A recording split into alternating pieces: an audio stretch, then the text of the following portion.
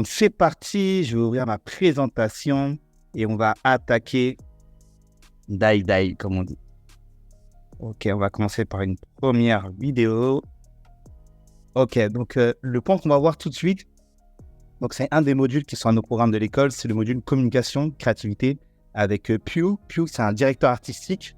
C'est lui notamment qui a travaillé sur la cérémonie d'ouverture de la semaine royale. Vous avez vu les danseurs, les fonds de scène, les lumières, etc.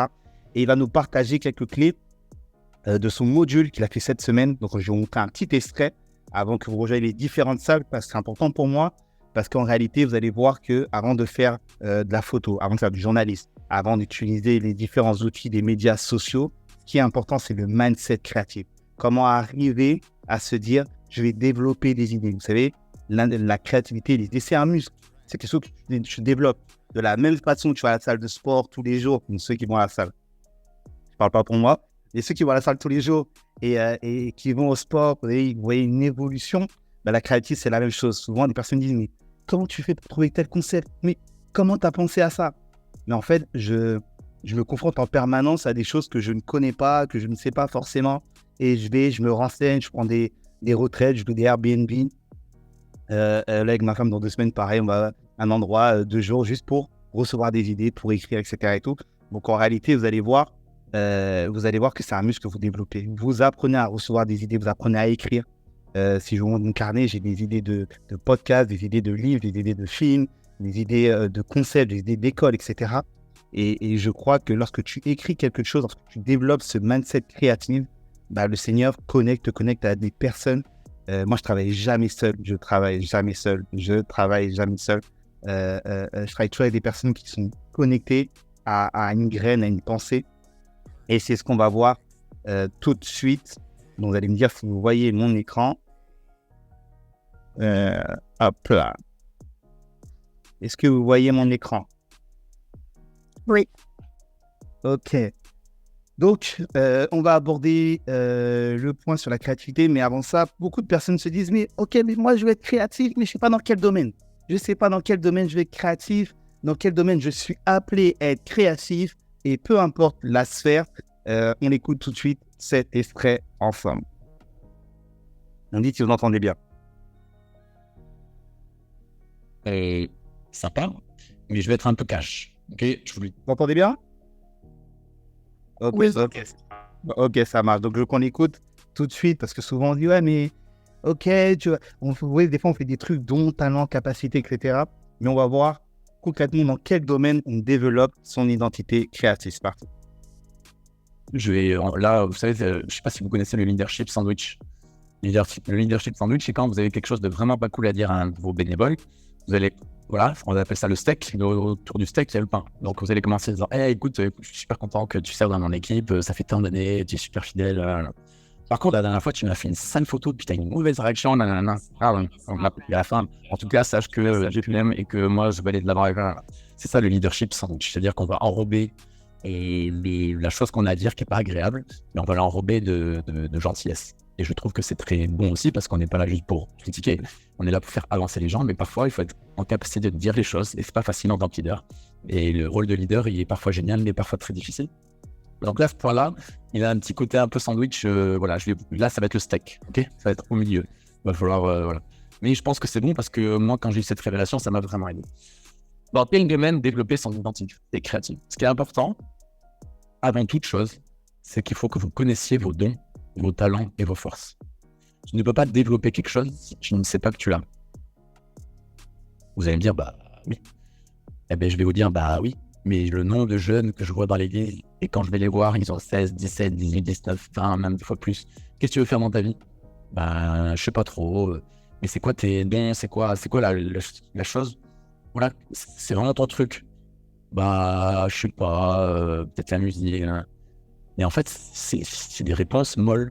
J'aime pas ça. Moi, ça m'énerve. Parce que moi, je suis convaincu que Dieu a créé quelque chose en eux. C'est sûr. Ils ont quelque chose. Parce que Dieu est créatif. C'est leur papa. Donc, c'est sûr qu'ils ont quelque chose. C'est juste qu'ils n'ont pas trouvé. Et moi, mon vrai truc en ce moment, depuis des années, c'est de pouvoir aider ces personnes-là à trouver, à révéler ce que Dieu a mis en eux. Ça, c'est vraiment la chose qui me passionne, c'est ça. Donc, tu ne peux pas développer quelque chose que tu ne sais pas que tu as. Une fois que tu as trouvé tes dons et tes talents, tes forces, ça va être beaucoup plus simple de travailler dessus. Comment trouver son don? Comment trouver son talent? Comment trouver ses forces? Alors, je vais essayer de pas trop m'aider là-dessus, mais il y a quand même des petites choses qui sont assez simples à faire pour y arriver. Première chose, déjà, c'est de se renseigner auprès de ses amis proches, ses vrais amis. Ses vrais amis, on n'en a pas 15. Hein. On en a 1, 2, voire 3. Des vrais amis. Des gens qui sont là, toujours là dans les mauvais moments, toujours là dans les bons moments.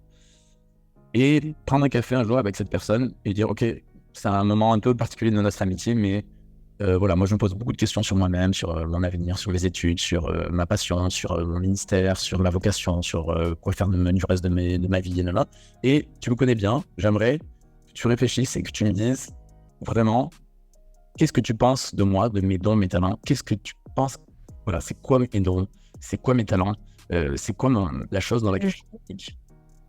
Déjà, c'est un point où déjà ça risque de remuer un petit peu, parce que des fois on peut être surpris par la réponse d'une personne. Ça, c'est un premier point. Et un deuxième point, qui est assez challengeant, et ça, je vous invite à le faire, à noter la question que je vais vous poser.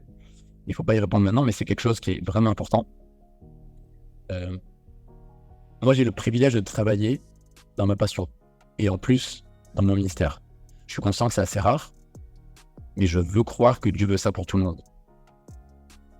Et je m'avance, mais je pense. Donc, moi, j'y suis. Donc, j'essaie constamment d'encourager les gens à réfléchir et à se poser les bonnes questions et à rentrer en prière pour arriver dans cette dimension-là. Moi, la première question, c'est à la fin de ma vie, je meurs, que ce soit demain ou dans 30 ans, peu importe, qu'est-ce que je veux qui est écrit sur ma tombe? Donc, c'est une question un peu cash. Mais dans 3 semaines, vous prenez un bus et vous mourrez. C'est fini, terminé. C'est 4 murs, 4 blanches, c'est sous terre, au bout de 3 jours, c'est terminé. La seule chose qui reste, c'est ce que les gens pensent de vous, et c'est ce qu'il y aura écrit sur la tombe, où vos amis vont venir se recueillir chaque nuit. Je sais, c'est un peu trash, mais est-ce que vous avez envie que le monde entier et vos amis retiennent sur cette tombe? Il y en a, ils vont dire, moi, j'aimerais que... Alors, j'exagère un petit peu, je vais tirer les traits. Il y en a, ils vont dire, moi, voilà... Cette personne, je sais pas, on va l'appeler Laura. Laura, elle a gagné tant d'argent par mois pendant tant d'années. Elle a travaillé dans ce métier-là. Elle a dirigé 300 personnes dans une entreprise. Elle a voyagé dans 12 pays. Ça, c'est une première idée. Moi, je me suis posé la question, puis je vais être honnête avec vous, je vais être authentique parce que je n'ai rien à cacher. Moi, demain, et ma femme le sait, demain, je meurs. Une des choses que j'aimerais qu'il y ait écrit, alors, je sais que ça se fait pas forcément, mais c'est juste pour le symbole, c'est que j'aimerais qu'il y ait écrit les noms et les prénoms des personnes dans lesquelles j'ai eu un impact et dans lesquelles j'ai eu une influence. Dans le ministère, on va dire, dans la partie foi. Parce que pour moi, c'est ce qui a le plus de valeur sur cette terre, c'est faire des disciples. C'est notre première mission. C'est pas bien gagner ta vie, c'est pas rien. C'est faire des disciples. Alors évidemment, il y a fonder une famille. Pour fonder une famille, il faut avoir des finances. Je suis conscient de tout ça. Mais lorsque vous avez des choix à faire de travail, des choix de carrière, des choix importants dans votre vie, dites-vous, est-ce que ces choix-là, la décision que je vais prendre, est-ce qu'elle est en accord avec ce que je veux qu'un jour il y ait écrit sur ma tombe? Si oui, je fonce. Sinon, il faut que je réfléchisse. Est-ce que je suis une courte saison, j'ai besoin de faire ça parce que mais je n'enlève pas les valeurs que j'ai, la vision que j'ai pour ma vie, etc. Ok. Deuxième question, qui peut vous aider aussi à... Alors ça, c'est une question qui remue beaucoup. C'est demain, je vous donne 15 000 euros par mois pendant 10 ans, tous les mois. Peu importe ce que vous faites, tous les mois, à la fin du mois, vous avez 15 000 euros qui tombent sur votre compte. Et c'est ça pendant 10 ans, sans jamais s'arrêter pendant 10 ans. Est-ce qu'à partir de demain, vous changerez de métier ou pas? Qu'est-ce que vous faites de votre vie à partir de demain? C'est-à-dire que vous n'avez plus besoin de travailler. C'est plus un besoin. Qu'est-ce que vous faites? Moi, demain, vous me donnez 15 000 euros par mois. Je continue à faire ce que je fais. Je continue à travailler et à servir à l'église Momentum à Bordeaux, dans les équipes créatives, à développer des albums, à développer les équipes, à développer des gens, à développer des jeunes, à développer YouTube, à développer les réseaux sociaux. Je continue à faire ça. Je continue à venir travailler à ICC. Je continue à travailler à MLK. Je continue à développer des équipes créatives comme j'ai pu faire en Suisse, en Belgique. Je continue à faire ça. Et je voyage plus. Et peut-être que je prends le train première classe et que je mange dans des plus beaux restos et que j'invite tous les jeunes à chaque fois où je vais. Et je les invite, voilà. Mais je continue à faire ça. Merci Seigneur. Ok. Mais c'est une vraie question. C'est une vraie question. Qu'est-ce que demain, voilà. qu'est-ce que tu fais demain si tu as 15 000 euros par mois?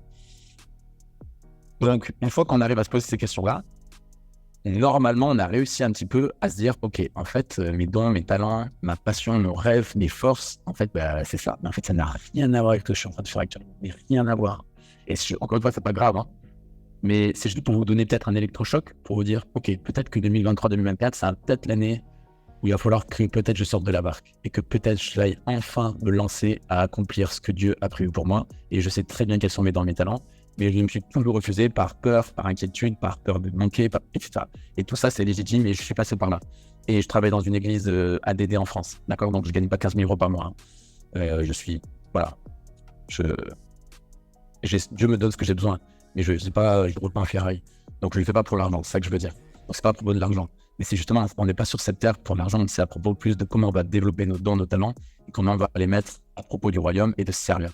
Donc dans ces questions-là, si vous arrivez à y répondre, ça risque de changer certaines choses dans votre vie. Ça risque d'être un peu radical.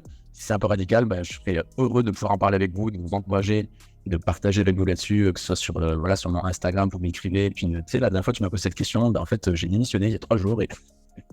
Alors, soyez peut-être pas trop radicaux non plus, mais acceptez de réfléchir à ça. Acceptez vraiment de réfléchir à ça. C'est vraiment intéressant. Et c'est super intéressant dans des repas avec des potes, tout ça, d'amener cette question. En mode lol, hein, en mode fun, pas en mode ultra sérieux, mais en mode, hey les gars, j'avais juste une question. Demain, je te donne 15 000 balles par mois ou 10 000 balles par mois pendant 10 ans. Genre, ta femme, tes enfants, tout le monde est régalé, il n'y a pas de problème. Vous n'avez même pas besoin de vous lever. Mais qu'est-ce que tu fais de ta vie? Tous les jours, tu fais quoi? C'est quoi ton kiff? Sans problème d'argent, sans avoir cette pensée de il faut que j'aille gagner mon. Non, t'as plus ça. C'est quoi ton plaisir de la vie tous les jours? Alors, regardez, ils vont dire, ça allait sur une île déserte. Au bout de 3 jours, ils vont en avoir marre, hein, je vous le dis. Hein.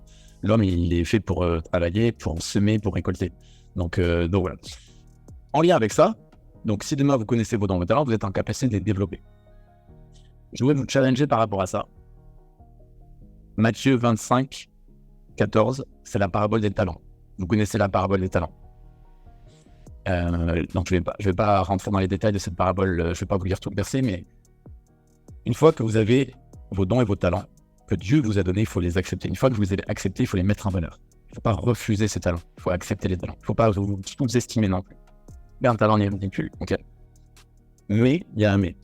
Dans la parabole des talents, il y a un mec qui sème 2 et qui récolte 5. Et il y en a un qui va prendre 1 et il va aller l'enterrer.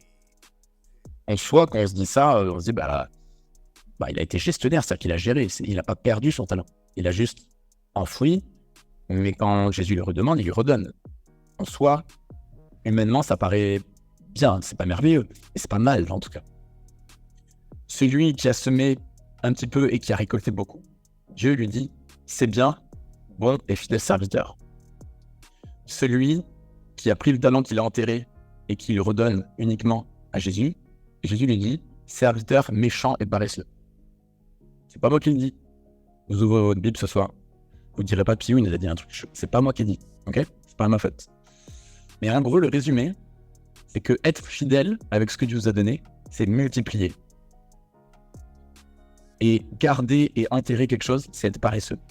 Donc c'est un peu violent. Mais si vous avez un don et que, je sais pas moi, vous êtes graphiste, vous êtes graphiste à l'église et que vous faites du graphisme. Mais voilà, tous les dimanches, vous faites des slides et ça fait 3 ans que vous faites ça. Je suis désolé de vous dire, mais ça, c'est être paresseux. J'exagère un tout petit peu, mais si vous n'avez vraiment pas cette mentalité de se dire, ok, comment dans l'année qui arrive, je vais pouvoir faire mieux mon service, transmettre à des jeunes, ou faire une formation, ou me former moi-même, ou proposer des nouvelles idées, comment je peux, voilà. Si vous n'êtes pas dans cette optique-là, ça n'empêche pas que vous avez un don, que vous avez un talent, c'est génial. Mais vous êtes paresseux si vous le gardez entre vous. Et c'est encore pire si vous l'enterrez. Donc je vous fais absolument pas une leçon. Parce que moi je vis ça dans ma partie musicale, parce que ça fait de nombreuses années maintenant que je suis très dans la technique, dans la créativité, l'artistique et tout ce que je développe dans le leadership. Et je suis plus du tout dans le piano, plus du tout dans la musique, sauf que c'est un des appels que Dieu m'a donné et qui était très clair quand j'avais 15 ans. Et j'ai pu enregistrer déjà un album à Nashville, j'ai pu faire plein de choses. Donc j'ai toute une carrière, on va dire, là-dedans. Mais ça fait quand même des années que je fais plus ça. Donc je me pose aussi cette question, comment faire? Alors moi, ma réponse, c'est que pour l'instant, problématique, je n'ai pas de solution, c'est le temps. Je n'arrive pas à trouver le temps pour faire ça. Donc vous allez me dire, quand on veut, Et vous avez raison, on voit un peu. Donc, pour l'instant, c'est peut-être que je ne veux pas faire bon. Donc, je me mets vraiment dans le bateau. Je ne suis pas en train de vous faire une leçon. Je nous fais une leçon. Mais si demain, vous avez un don et un talent que vous êtes en train de multiplier, vous êtes fidèle avec ce que Dieu vous a donné. Être fidèle, c'est pas juste, j'ai ça, je le fais, ça fait 10 ans que je fais ça. Non, ça, c'est pas fidèle. Ça, c'est paresseux. Bon, dans quel domaine développer son identité créative, je vais finir avec du positif. Mais déjà, trouvez vos dons, trouvez vos talents. Et une fois que vous les avez, vous les acceptez. Et une fois que vous les avez acceptés, vous les mettez en valeur. Et une fois que vous avez mis en valeur, vous les multipliez. Alors après, on pourrait rentrer dans chaque personne avec vous et que chacun vous puissiez prendre la parole et que vous m'expliquez, moi, c'est ça, qu'est-ce que tu penses? Et je pense qu'on pourrait avoir des partages ultra intéressants et passionnants sur chacun d'entre vous parce que tout le monde est différent, tout le monde est unique. Mais vous connaissez votre vie, vous connaissez votre passé, vous connaissez vos rêves, vous savez là où vous en êtes, vous connaissez l'église actuellement là où vous en êtes, vous savez le leadership que vous avez actuellement, vous connaissez votre vie. Et donc, mettez tout ça dans votre vie. Mais tant que vous ne sortez pas de votre barque, vous ne pouvez pas voir le miracle. Ok? Je suis sorti de ma barque quand j'avais 20 ans et que je suis allé voir le patron de ma boîte de mes rêves. Et je lui ai dit, bonjour, je vais arrêter cette entreprise ou alors il faut un mi-temps, mais parce que je veux m'investir beaucoup plus dans l'église. Et il m'a dit, non. Je lui ai dit, mais vous êtes sûr? Il m'a dit, non. Et bien, je suis sorti de la barque. Je lui ai dit, ok, merci beaucoup, au revoir. C'est pas pour jeter des fleurs, mais c'est pour dire, on sort de notre barque, le miracle arrive. 20 ans après, 15 ans après, je me retrouve, exemple, à ICC, en train de faire de la réalisation vidéo, dans une des plus grosses régies vidéo qui existent en France, même dans des chaînes de télé, il n'y a pas une régie vidéo comme ça, à travailler avec des intermittents, à travailler avec des bénévoles, à travailler avec des danseurs, avec des chorégraphes, avec tous ces gens, avec ces centaines de personnes, pour réaliser et produire cette cérémonie d'inauguration qui a béni 4000 personnes en présentiel, des dizaines de milliers en ligne, et je l'ai fait pour Dieu. Dieu est incroyable. Tout est possible. Genre, Dieu est fidèle. C'est genre, truc de fou. Waouh! Est-ce que c'est édifiant? Est-ce que c'est édifiant? Là, vous ne répondez pas, là. Là, c'est pas... Est-ce que c'est édifiant? Sonia qui dit waouh. OK. La question à poser, c'est es-tu sorti de ta barque? Hein? Est-ce que tu es sorti de ta barque? Et en réalité, c'est ça. Des fois, il y a des choses qu'on ne fait pas. On pense c'est parce qu'on réfléchit, on attend l'inspiration. Non, le miracle se fait lorsque tu te lèves et tu décides de faire avec ce que tu as. Vous voyez? Et pour l'anecdote, quand je partageais ce point avec Pew, il y avait un point notamment, moi ça m'est arrivé récemment. Donc je vais parler du projet du documentaire des 20 ans des églises ICC, en tout cas une partie qui avait été projetée pendant la semaine royale. Et en réalité, souvent, il y a des choses qu'on va faire parce qu'on dit mais on n'a pas d'argent, j'ai pas les fonds, j'ai pas les moyens. Et moi, je me rappelle quand j'avais commencé ce projet-là, j'avais pas les fonds, j'avais pas les moyens. Et j'allais voir des boîtes de production. Et les boîtes de production, elles me sortaient des devis assez conséquents. Mais j'avais pas les moyens, en fait. J'avais pas les moyens. Et on disait, mais c'est impossible. Mais c'est impossible de faire tant de voyages. C'est impossible de faire tant de voyages. C'est impossible d'interviewer tant de personnes. C'est impossible d'avoir un minimum d'équipe restreint comme ça. C'est impossible de pouvoir tourner, monter, habiller une vidéo avec les délais de temps que tu as. C'est impossible, c'est impossible, c'est impossible. Vous voyez? Mais quand tu sors de ta barque en te disant, OK, et ça, il a parlé des relations, des contacts, vous voyez, des personnes autour de toi. Moi, j'ai eu la grâce d'être bien entouré. J'ai été bien entouré. J'ai des personnes autour de moi capables de pouvoir me dire, mais en fait, ça, tu peux faire ça. Ça, tu fais ça comme ça. Ça, on peut faire ça comme ça. On peut faire ça comme ça. Vous voyez? Il a parlé des relations, des connexions. C'est important. Et ça qui te permet d'avoir la foi de sortir de ta barque. Et par la grâce de Dieu, avec 10, 15, même 25 fois moins de budget que les boîtes de production me suggéraient, par la grâce de Dieu, on est allé avec une équipe restreinte. On est allé au Burkina, en Angleterre. On l'a envoyé, on a fait des lives en simultané aux États-Unis. Vous voyez, on a fait plein de choses pour pouvoir réaliser le documentaire tel que vous avez vu une partie au mois de juillet. Vous voyez, alors que si on se limite à ce qu'on a, bah, tu fais rien. D'accord? Donc, on veut aussi à la sortie de ce live créative tu puisses regarder la barque dans laquelle tu te trouves, d'accord? Je sais pas, dans la barque dans laquelle tu te trouves, et te dire, mais en fait, non, je peux sortir de la barque. Et souvent, on le voit, hein. Quand on parle de Pierre, on dit, ouais, mais Pierre, il marchait sur l'eau, il est celui qui a coulé dans l'eau. Oui, mais il avait la foi de se lever, de sortir de la barque et de marcher. Vous voyez? De marcher, certes, tu vas tenter des choses, tout ne va pas être rose, tout ne va pas avancer comme tu le veux. Des fois, moi, je vais pleurer, je dis, mais comment je vais faire ce truc-là? Comment je vais faire ce truc-là? Comment je vais faire ce truc-là? Vous voyez? Mais en réalité, c'est que si tu restes focus sur l'objectif, tu vas voir que peu importe, par la grâce de Dieu, peu importe ce que tu vas entreprendre, parce que tu vas décider de fructifier tes dons et tes talents, ça va fonctionner en fait. Et que quelqu'un suit. D'accord? Donc ça, c'est pareil. Que ce soit le module photo, journaliste, ne te dis pas, je ne suis pas capable, c'est pas mon niveau, etc., etc. Non. Fais avec ce que tu as, mais sors de ta barque. Ça marche? Ok, je partage un deuxième extrait avant les dispatchs dans les salles sur le point de la créativité. Parce que là, on te dit de partir, de te lever, de aller, mais tu dois être conscient de ce que tu as également. D'accord? Tu dois être conscient que lorsqu'on dit tu es créatif, c'est pas juste, c'est pas du coaching motivationnel. Tu es créatif. Ouais, je suis créatif. Non, vous voyez, c'est un mindset qu'on veut développer. Parce qu'en fait, ce mindset, il a été semé en toi. Genèse 1, au commencement, Dieu créa. On n'a pas dit au commencement, Dieu a fabriqué, au commencement, Dieu a dessiné, au commencement, Dieu... Ah non, au commencement, Dieu créa, d'accord? Et on est tous à son image. Donc ça veut dire que c'est juste quelque chose qui est là, qui est activé. Vous voyez? Quelque chose qui est là, activé. Il y a un don dans la photographie qui est activé. Il y a un don dans la conception des émissions en toi qui est activé. Il y a une grâce dans le tournage, dans la capacité à capter des scénarios, etc., qui est activée. Vous voyez? Je balance un deuxième extrait.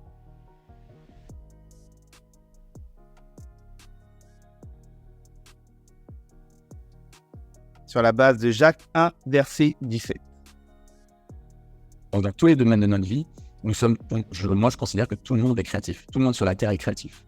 Même le mec qui travaille en tant que comptable et dans une entreprise d'assurance, il est créatif. Je vais développer ça par la suite. Mais voilà, pour moi, je suis convaincu que Dieu nous a créés créatifs parce qu'il est le créateur. Nous sommes ses fils et ses filles et donc nous sommes ses héritiers. Donc c'est dans notre ADN. Donc pour moi, on est créatif. N-A-I-T. Okay, on est né créatif. Et donc, on peut proclamer qu'on est créatif. Okay, donc la différence entre on est créa et on est créa. Alors c'est la beauté de la langue française. Mais c'est quelque chose de simple, mais que je voulais vous parler pour que vous puissiez le retenir. Quand on dit on est créa, puis vous allez voir mon Instagram, je l'ai mis en dessous, il s'appelle on est créa. Mais je l'ai fait aussi dans le sens qu'on se rappelle toujours qu'on est né créatif. Lorsque vous allez être un petit peu déçu de quelque chose que vous voulez créer, vous allez être déçu de vos équipes, vous allez être déçu de votre manque d'inspiration, peu importe. Rappelez-vous toujours que Dieu vous a créé créatif. Dieu est votre créateur. Donc c'est quelque chose qui est très très important à réaliser, parce que pour moi c'est la base de tout ce qui va suivre dans notre formation et dans la communication. Même si demain vous avez un petit jeune qui arrive avec son téléphone et qui veut commencer à faire quelques petites stories et travailler et servir à la communication, c'est quelque chose qu'il faut enseigner, je pense, parce qu'il y a des gens qui ne pensent pas qu'ils sont créatifs, ils ne croient pas qu'ils sont créatifs, et c'est important de leur dire qu'ils sont créatifs car Dieu est le créateur.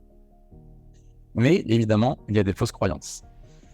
Ça, c'est un point important, parce qu'il y a beaucoup de gens, genre je n'ai pas le pourcentage, mais il y a beaucoup de gens qui pensent qu'ils ne sont pas créatifs. Donc je vais vous parler des fausses croyances. Premièrement, être créatif, c'est être un artiste. Donc ça, moi, personnellement, je ne suis pas d'accord. Pourquoi ? Parce que être un artiste, c'est quoi ? C'est être un peintre, être un guitariste, etc. Pour moi, je vais dans un super restaurant gastronomique, étoilé, et je mange un repas avec 12 plats. Pour moi, le chef, il est extrêmement créatif. Mais est-ce qu'on considère que c'est un artiste ? Non, on va dire que c'est un chef cuisinier. Donc, être créatif ne veut pas dire forcément être un artiste. Souvent, on considère dans l'église que les créatifs, c'est le photographe, c'est le gars à la louange qui chante, et puis dans les petites églises, des fois, il n'y a que ça. Donc voilà, voilà. Mais par contre, la personne à l'accueil, elle n'est pas créative. Bah non, c'est une personne de l'accueil. la personne à la Sainte-Seine, bah non, elle n'est pas du tout créative. Bah moi, je suis absolument pas d'accord avec ça. Parce que être créatif, c'est pas être artiste, c'est une identité que Dieu nous a donnée. Deuxième point, être créatif, c'est avoir de l'argent. Je vous l'ai expliqué jusqu'à maintenant, vous commencez un petit peu à comprendre, c'est que pour moi, c'est l'inverse. C'est l'inverse. C'est-à-dire que plus tu as d'argent, moins tu es créatif. Parce que si demain, tu as un problème et que tu as une carte bancaire où il y a des milliards d'euros, la première chose à laquelle on va penser, et c'est humain, donc c'est pas un péché, mais ok, on va acheter ce qu'il faut, ou on va payer le gars qui va faire ce qu'il faut. Et en faisant ça, on n'est pas en train d'utiliser notre cerveau à nous, on est en train d'utiliser notre carte bancaire. Ouais. Et moins tu as d'argent, plus tu seras créatif. Et ça marche dans l'église, évidemment, mais ça marche même dans votre vie quotidienne. Demain, vous voulez faire votre anniversaire, les photos de l'anniversaire que je vous ai montré, il y a un petit peu d'argent qui a été dépensé, mais pas autant que ce qu'on pourrait croire lorsqu'on voit les photos. Parce que la maison, c'est chez mes parents, parce que le gros barbecue, c'est un ami qui l'a amené, parce que les lumières, c'est des potes à moi qui en ont, qui me les ont prêtés, parce qu'on a découpé des trucs et que ma femme, elle a fait là. Mais on n'a pas payé un mec qui est venu, qui a tout fait. Mais si je gagnais 50 000 euros par mois, je pense que j'aurais été dans un autre lieu, j'aurais payé des gens qui auraient tout fait, et c'est pas mauvais, mais j'aurais pas alimenté, j'aurais pas travaillé, j'aurais pas fait travailler ce muscle de la créativité. Donc, si vous n'avez pas d'argent dans votre équipe, dites-vous que c'est une bénédiction. Alors, le Graal, c'est d'avoir de l'argent et d'être créatif. On est d'accord. Allez voir le concert de Coldplay, allez voir le concert de Justin Bieber, allez voir quoi. Évidemment, voilà des gens créatifs et des gens qui ont de l'argent presque illimité. Mais moi, je parle d'une réalité qu'on a tous, c'est l'église. Et l'église, c'est l'argent des gens, c'est la dîme des gens. On n'est pas là pour faire du business et faire des grosses marges. On est là juste pour vivre l'église. Et donc, c'est pas grave s'il n'y a pas de l'argent. Ça faut faire travailler notre créativité. Donc, être créatif, ce n'est pas avoir de l'argent. C'est deux choses qui sont différentes. Être créatif, c'est un métier. Pareil, je pense que c'est pas vrai. On peut être extrêmement créatif dans de l'organisation, par exemple, sans que ce soit son métier d'être organisateur d'événements. On peut travailler dans n'importe quel domaine de la vie, mais on peut être très créatif dans l'organisation, parce qu'on est une personne très organisée, mais de manière créative, on est capable de faire des petits schémas, on est capable de faire différents papiers avec comment va se passer l'organisation de ce truc-là, Puis souvent, c'est ces gens-là qu'on demande à des mariages. Ah, tiens, est-ce que je pourrais m'aider à organiser mon mariage parce que moi, mais c'est pas mon métier. Ah ouais, mais toi, je sais que tu es une personne super organisée, puis tu communiques super bien, puis tu es toujours très créatif quand tu organises.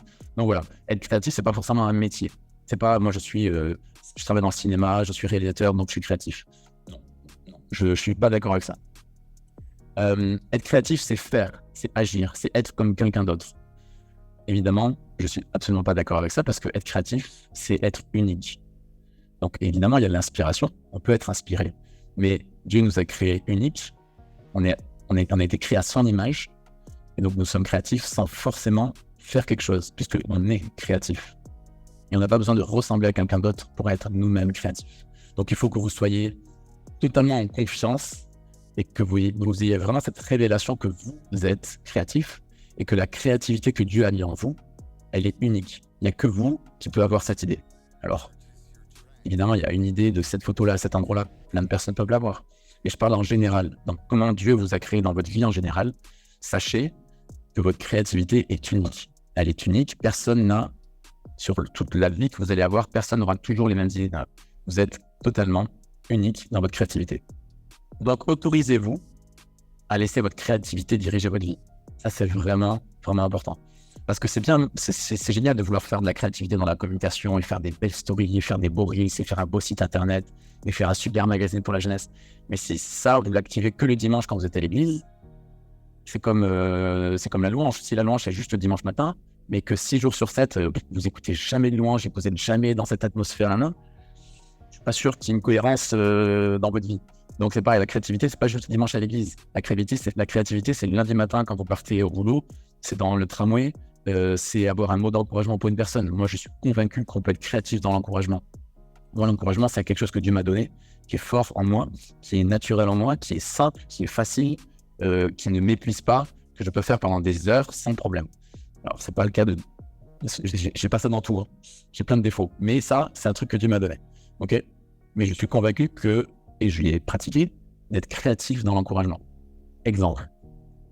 je sais pas, mais vous êtes assistant de direction, c'est pas votre passion du tout, c'est un boulot alimentaire dans une entreprise du BTP, peu importe. Lundi matin, c'est la purge, il pleut, il fait 12 degrés, il y a des bouchons, vous arrivez au boulot, vous savez, vous êtes dit, mais pourquoi aujourd'hui? Pourquoi je me suis levé? Sauf que vous pouvez renverser la situation et amener vraiment de la créativité dans l'amour, dans les relations. Pour moi, la créativité, le premier endroit où on peut être créatif, c'est dans les relations. Vous arrivez à votre bureau et votre collègue n'est pas arrivé, vous savez qu'il va être en retard, mais vous connaissez bien votre collègue, c'est pas votre meilleur pote du tout. Et justement, vous savez ce qu'il aime comme café à la machine avec ce petit gâteau. Ben, vous allez aller à la machine à café, vous allez aller prendre le café qu'il veut avec le petit gâteau qu'il aime bien, que vous allez aller trouver dans la réserve de je sais pas quoi. Vous allez coller un petit post-it sur son écran en disant, je sais pas, une citation, aujourd'hui est un nouveau jour, t'inquiète, ça va bien se passer, je sais pas quoi. Et vous collez ça discrètement et vous retournez à votre bureau. Et vous allez voir la réaction de ce gars-là quand il va arriver à son bureau. Il va avoir un café comme il aime avec le biscuit qu'il aimait, alors qu'il sait que ce biscuit normalement il est fermé dans une porte à clé. Avec le petit post-it qui dit mec, t'es un champion, aujourd'hui ne sera pas comme demain, blablabla. C'est pas votre métier qui est créatif. C'est pas parce que vous avez eu de l'argent. C'est pas parce que vous êtes un artiste. C'est juste parce que vous avez décidé d'aimer votre collègue de manière créative. Et je vous rappelle qu'un des premiers commandements, c'est aime ton prochain comme toi-même. Là, c'est pareil, c'est pas une révélation. Je suis pas en train de dire Piou vous a dit ce soir incroyable, il a fait une citation aime ton prochain comme toi-même. C'est pas dégueulasse. D'accord? Donc je suis pas en train de vous donner c'est pas une révolution ce que je suis en train de dire. Et c'est juste pour rappeler les bases. Waouh. Ok, est-ce que quelqu'un est édifié sur ce qu'on a vu? Est-ce que vous pouvez me dire dans le chat, est-ce que quelqu'un est édifié sur ce qu'on a vu? Je vois Yeseline qui dit yes. Hasard, c'est profond. Ok.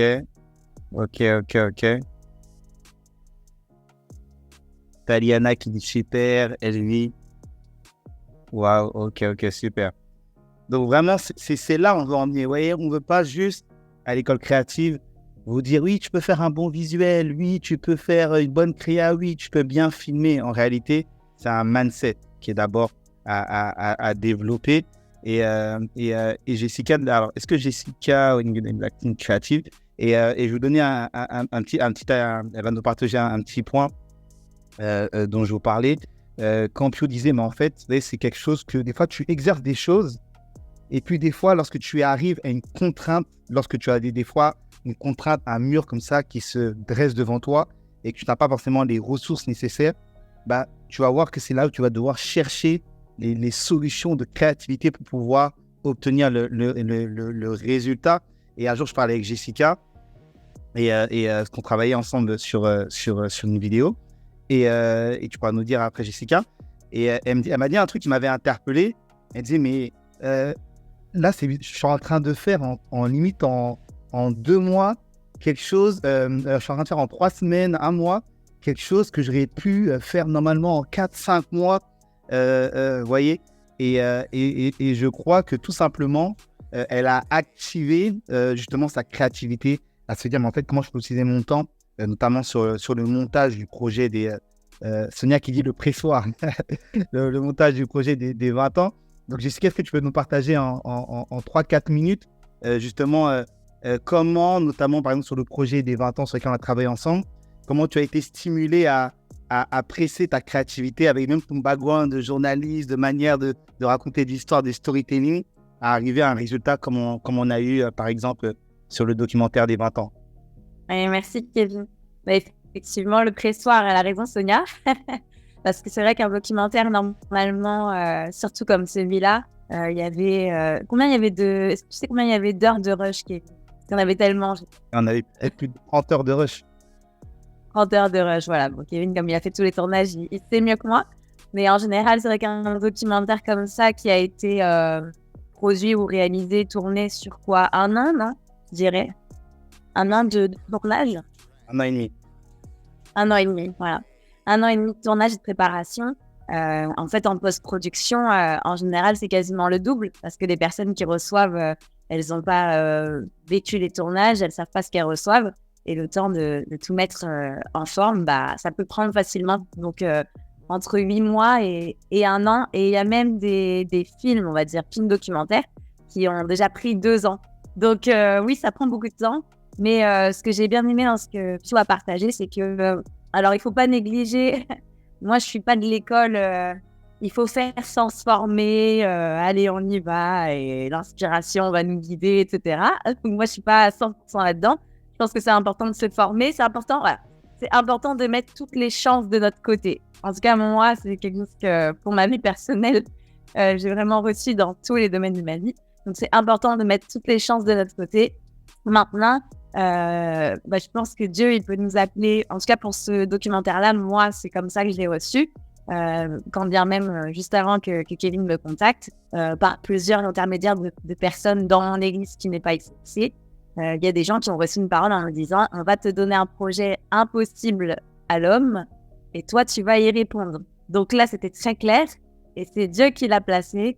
Et je pense que voilà, il ne faut pas refuser, il ne faut pas se mettre des limites, il faut rester à l'écoute, il faut activer, comme l'a dit Kevin, c'est très important, les dons et les talents que Dieu a mis en nous. Parce que dans le module journalisme, peut-être on aura l'occasion d'en reparler, mais dans la formation qu'on a faite il y a 2 semaines, ou la semaine dernière, je ne sais plus, quelqu'un me disait, mais qu'est-ce qui fait qu'on est journaliste?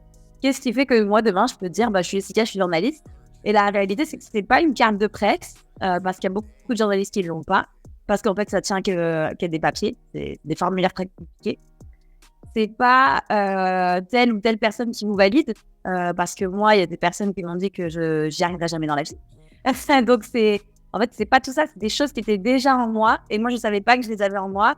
Mais j'ai été conduite sur un chemin et en me formant, il y a des personnes qualifiées qui m'ont dit « Tu as un don dans… » Enfin, c'est même que ce n'est pas des gens chrétiens, c'est des gens qui travaillent à BFM Télé, qui m'ont dit « Tu as un œil pour filmer.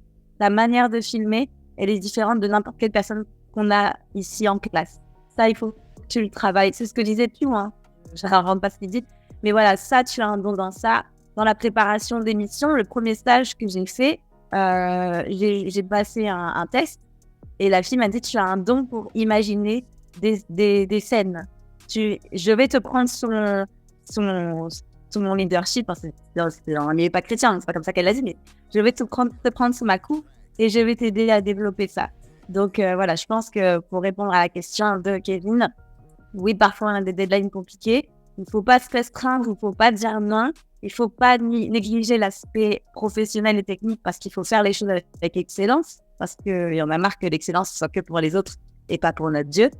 Mais il faut activer, il faut rechercher, comme a dit Pius, ce que Dieu a mis en nous. Et il faut le travailler, l'approfondir, l'activer. Et ça vaut dans tous les domaines. Par exemple, dans le chant, dans la musique. Voilà, pour le chant, je connais ça. Tu peux avoir une très belle voix, c'est génial, mais si tu ne travailles pas la technique, tu n'iras nulle part. Donc voilà, en quelques mots. Je ne sais pas si j'ai bien répondu à la question, mais voilà, en quelques mots. Exactement, c'est exactement ça. Et pour revenir sur les points que tu disais en termes de partage d'expérience, justement sur le montage du documentaire, comment un peu t'es venu, toi, le côté inspiration, musique, storytelling? Parce que, par exemple, toi, tu étais hors ICC, en dehors parce que ça se passe comme ça sur des projets, en dehors des briefs qu'on a fait ensemble, des réunions qu'on a fait ensemble, des scénarios que tu as lus. Comment t'es venu un peu cette inspiration aussi? Je te laisse volontairement partager toi, parce que moi aussi j'ai un retour qui est différent, mais pour pouvoir justement raconter ces histoires. La dernière fois, Jessica me disait, mais Pasteur Karambiri, mais j'ai l'impression que c'est mon pote maintenant, je connais toute sa vie, j'ai entendu des heures et des heures de rush, vous voyez. Comment t'es venu un peu ce côté justement créativité pour arriver à produire, à raconter cette histoire des 20 ans, notamment des églises chez eux? Ouais.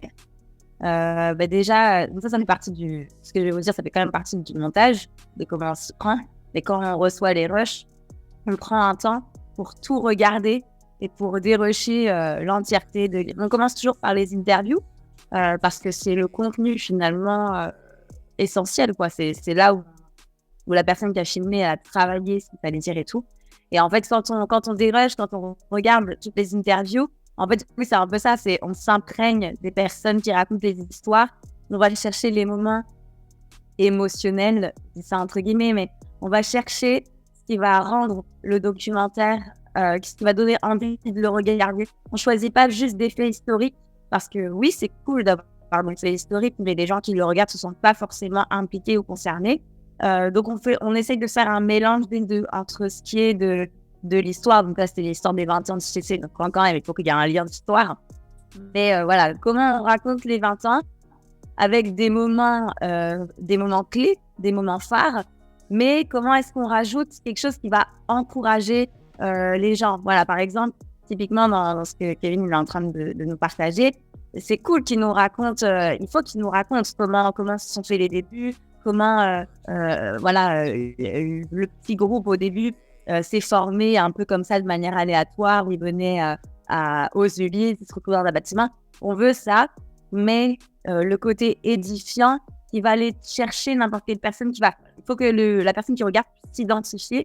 Quand on regarde, on s'identifie à oui, en fait, ils ont fait le sacrifice, ils ont fait les efforts, ils ont donné pour nous et on se rend compte que en donnant, en se sacrifiant, et ben en fait, on récolte du fruit derrière. En fait, il faut toujours que ce soit un mélange entre l'histoire qui est racontée, le storytelling, ce qu'on veut garder dans la globalité, et en même temps, ce qui peut aller parler aux gens, ce qui peut aller chercher les gens, et ce qui peut toucher leur cœur. Parce que c'est ça, en tout cas dans ce métier-là, le but, c'est de toucher le cœur des gens. Donc, par exemple, Pasteur Karambiri, pour être très concrète, Pasteur Karambiri, il a des punchlines, c'est le punchliner du documentaire. Tout le monde a sa manière de parler, mais Pasteur Karambiri, c'est vraiment la personne qui va dire vérité sur punchline. Et ben on garde ces moments forts. Pasteur Matthew, c'était plus un peu le père spirituel. Lui, il aimait beaucoup parler en images, en paraboles. Voilà, il aimait bien, il avait cette espèce de sérénité pour qu'on cherche à comprendre la personnalité un peu des gens. Lui, concrètement, voilà, son mot d'ordre, c'était « je veux imprégner, je veux influencer par ma personnalité ». Donc, on essaye de mettre ça en avant. Pasteur Yves Castanou, c'est aussi un punchliner, mais c'est quelqu'un qui, quand on regardait son interview dans sa globalité, ce qui en ressortait, c'est moi, je veux être honnête. En fait, lui, il aimait partager son expérience, partager ses faiblesses, en fait. Pasteur Yves Castanou, il aimait dire les choses cash, mais partager les faiblesses. Lui, il n'hésitait pas à dire, dans ça, on a échoué. La France, à ce moment-là, les églises, c'était pourri.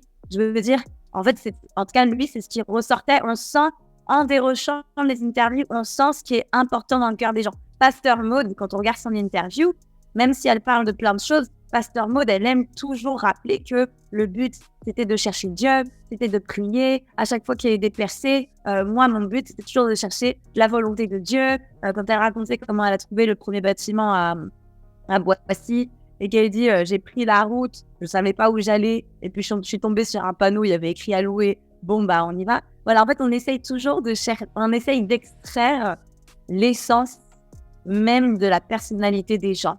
Et alors qu'on extrait cette essence, en fait, en gros, le documentaire, c'est envoyé, donc là, c'était à 90 minutes, je crois, envoyé pendant 90 minutes un condensé d'essence de chaque personne, pressé comme des citrons, et on en ressort le meilleur.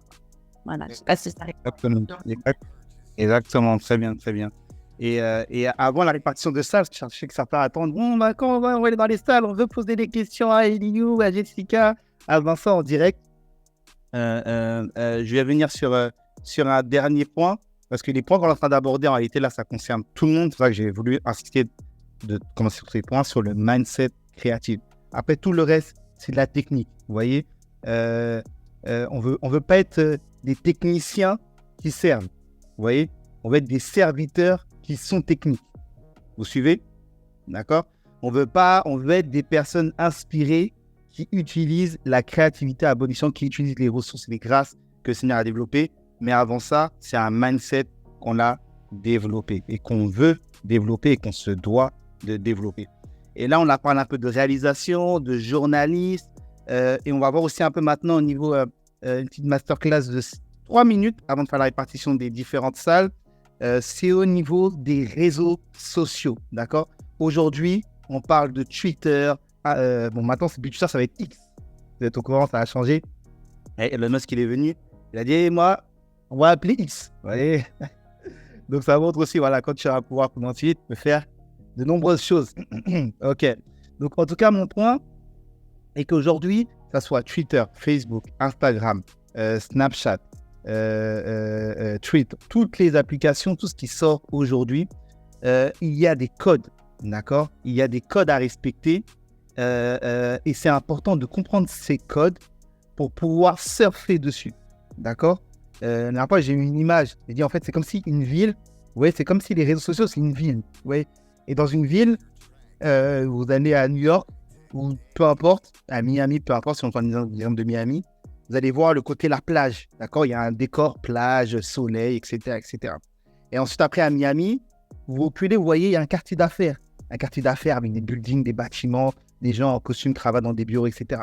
Ensuite, vous voyez, il y a des quartiers plus artistiques, street dance, etc. Et tout. Vous voyez, il y a différents quartiers dans la ville de Miami. Vous voyez? Et en fonction de la zone dans laquelle tu es, dans le site, dans la ville, ce n'est pas les mêmes codes. Si tu es à la plage, on va trouver normal que tu aies un maillot de bain, casquette, lunettes, plage, etc. Parce que c'est la plage. D'accord? Mais si maintenant, tu es au niveau du centre d'affaires de Miami et tu es en maillot de bain, casquette, on ne va pas comprendre. Non, centre d'affaires, tu es avec ta mallette, tu es avec ton costume, tu es avec ta cravate. Vous voyez? Pareil, si tu es dans la zone artistique de Miami, on va s'attendre à ce que tu sois un peu fashion week, bien habillé, etc. On ne va pas comprendre que tu es en claquette, on ne va pas comprendre que tu es en costume. Est-ce que vous suivez? Les réseaux sociaux, c'est la même chose. Ce que tu fais sur YouTube, ce n'est pas la même chose que tu fais sur Instagram. Sur Instagram, tu vas être sur des lives, tu vas être sur des choses un peu plus belles, un peu plus jolies, etc. Sur TikTok, il y a une instant, alors je ne sais pas si le mot se dit instantanéité. Ça se dit instantanéité. Il y a une instantanéité qui est importante. On va être sur des shorts, des choses beaucoup plus rapides. Tu peux montrer ton lifestyle de manière plus rapide, sans pour autant travailler tes vidéos, etc. Vous voyez? C'est un mode de fonctionnement. Sur YouTube, on est beaucoup plus exigeant. Vous voyez? Tu as une église locale, tu as un projet.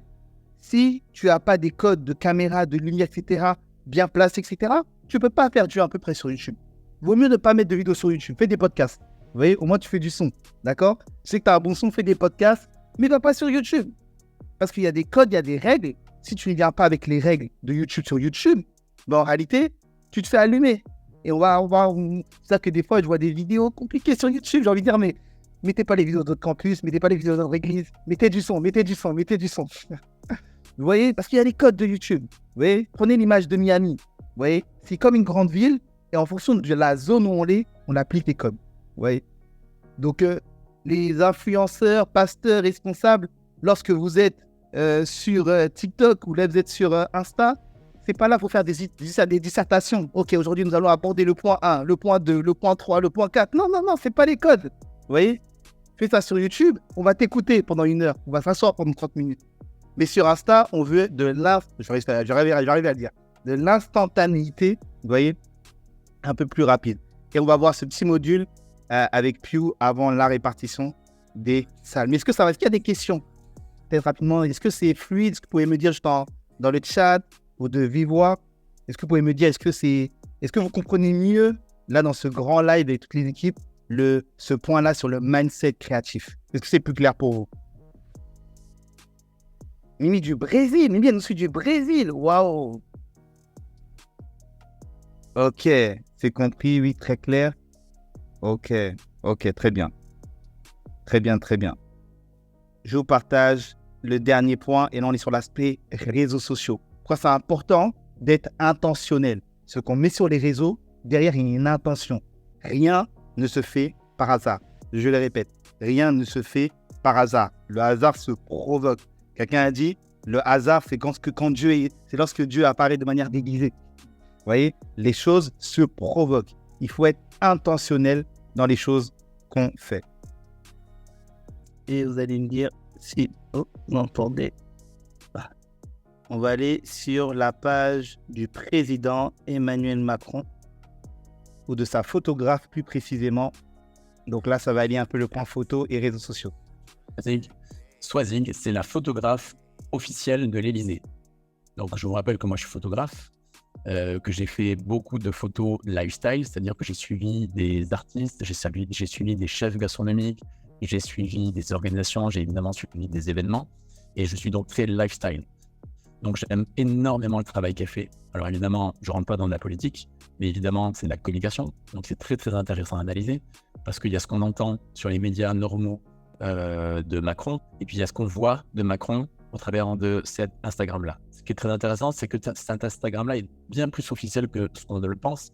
C'est qu'il y a des photos, comme là, je vais vous montrer, d'Emmanuel Macron qui datent d'il y a 20 heures, donc c'est même pas un jour, et qui sont des photos où le président est en Nouvelle-Calédonie, et c'est des photos qui sont actuellement sorties de nulle part ailleurs. Donc, c'est-à-dire que le président de la République française utilise le réseau social de sa photographe pour transmettre et communiquer sur son agenda. C'est assez énorme. Et évidemment, c'est des photos qui sont magnifiques, que moi je trouve magnifiques. Le filtre est magnifique. Et ce qu'on y voit, si on est très détaché et qu'on n'est pas politique, on se dit waouh, ce président, il est génial. Il est dans un hélicoptère, il est quand même en costard-cravate, il a une petite poche en carton avec certainement un petit sandwich bas de gamme à l'intérieur. Waouh, il a vu des gens qui sont des autochtones. Il a vu de la danse, il s'est entretenu. Il n'y a rien de luxueux là-dedans. Il est juste face à ces gens-là à l'autre bout du monde. Ils n'envoient même pas de gens de sécurité autour de lui. Puis il y a des gens il serre des mains, il y a des sourires. Oh là là, il prend un enfant, c'est merveilleux, c'est incroyable. Ici, ce président, il est tellement humain, c'est merveilleux. Il est dans un petit endroit, etc., etc., etc. Vous comprenez? Là, on sent un président on sent qu'il est soucieux, il n'est pas heureux, il est soucieux, donc peut-être qu'il est en train de voir la misère, je ne sais pas, mais on sent qu'il est dans une posture, etc., etc., etc. Donc là, je viens d'analyser des photos de manière intentionnelle, mais il faut se dire que souvent dans la communication, c'est inconscient, les gens inconsciemment, et c'est pour ça qu'on peut très vite faire de la manipulation dans la communication.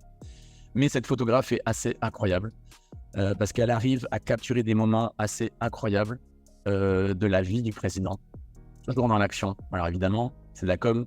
On va jamais le voir assis, à rien faire. On va pas le voir en train de d'écrire un discours en costard-cravate. On va le voir à l'inverse, dans des moments où on n'imagine pas voir le président. Donc, elle fait tout pour montrer que le président, c'est un être humain normal. Alors qu'évidemment, quand tu es président de la République, tu n'es pas un être humain comme les autres. Donc, on voit un président qui court, qui a sa veste enlevée. On voit des enfants dans une cour. On voit comme un homme qui parle à des enfants. On n'a pas l'impression qu'il a la stature de président avec les 12 40 du corps autour de lui, les motards, les hélicoptères. On ne voit pas ça. Alors qu'évidemment que derrière cette photo, il y a tout ça. Et ça, on ne le voit pas. Et là, tout de suite, blam, on le voit. On voit qu'il est dans l'action. Chaque photo, on pourrait l'analyser pendant un long moment. C'est vraiment intéressant. Moi, personnellement, ça me passionne. Là, c'est à l'inverse. On voit que c'est le président au-dessus des autres. Les gens regardent vers le haut. Mais vous voyez, il y a des hommes, il n'y a aucune femme. Il y a une mouette qui passe au-dessus. Donc, on sent le côté nature, mais etc. Mais il y a quand même un micro HF. Donc, on sent qu'il y a quand même, il n'est pas avec un porte-voix à l'arrache. Tout est organisé. Mais on n'a pas l'impression que c'est organisé. Enfin bon, je pourrais en parler pendant des heures, je vais me calmer. Mais je kiffe. Vous voyez ce genre de photo. Là, c'est à l'inverse. Il est en petit polo, on ne sait pas ce qu'il fait. Il y a écrit Paris 2024. Il y a juste écrit Paris 2024. Mais ça communique beaucoup de choses. Beaucoup de choses. À l'inverse, ici, il est en mode chez lui, en mode sport. Mais vous voyez que chez lui, c'est quand même assez sympa. Il n'est pas dans un petit T2 à Clichy. Donc, je ne sais pas où il est. Il est à Hiroshima au Japon. Donc, vous voyez, il est en voyage à Hiroshima, mais il est quand même en train de faire du sport. Donc, ça montre que c'est un président, etc. J'arrête. Mais vous pouvez aller voir son réseau social à cette dame-là et il est assez incroyable. Je pars autre. Ok. Je vais pas tout vous montrer. Mais la réalité, c'est pour vous montrer ce point-là, c'est il faut être intentionnel. Rien ne se fait par hasard. Ce qu'on voit sur les réseaux, le président de la République, le fait même que sa photographe officielle, elle mette sur son feed Instagram personnel des choses qu'on ne voit ni sur l'Instagram de l'Élysée, ni sur l'Instagram du président, c'est intentionnel en fait. Vous voyez, on est en train de se créer une autre communauté au travers de la photographe officielle. Est-ce que vous suivez? Vous voyez? Donc, mon point, il faut être intentionnel dans les actions. En termes de créativité, c'est un point qu'on voit dans les modules communication IA. Rien ne se fait par hasard. Qu'on décide de mettre telle couleur sur notre feed, on décide de mettre tel ou tel pasteur en évidence sur nos Instagram, sur nos Facebook, etc., c'est un message qu'on envoie. Et ça, on le dit aux équipes. Vous voyez, on les sensibilise dessus. Il y a des personnes qui vont dire « Oh, j'ai vu telle story, j'ai reposté parce que j'ai trouvé ça cool. » Oui, mais derrière, tu es en train d'envoyer un message. Je répète, derrière, tu es en train d'envoyer un message. Conscient ou pas conscient, c'est un message que tu envoies. Donc, si toutes les équipes, on les sensibilise, vous voyez, nous, par exemple, je reviens sur le point du documentaire, avec Jessica, sur le montage, on l'a varié le temps de parole. Qui on fait parler? On devait, des fois, mais je lui disais, non, mais telle personne, tu dois la mettre. Elle me dit, mais Kevin, mais son contenu, c'est pas pertinent. Mais si, on doit le faire, c'est intentionnel. Le contenu n'est peut-être pas top, mais je dois mettre de l'eau dans mon vin. Et je suis obligé, parce que s'il y a des personnes qui parlent plus que l'autre, en tant que réalisateur, c'est un message que j'envoie. Est-ce que vous suivez? Vous voyez?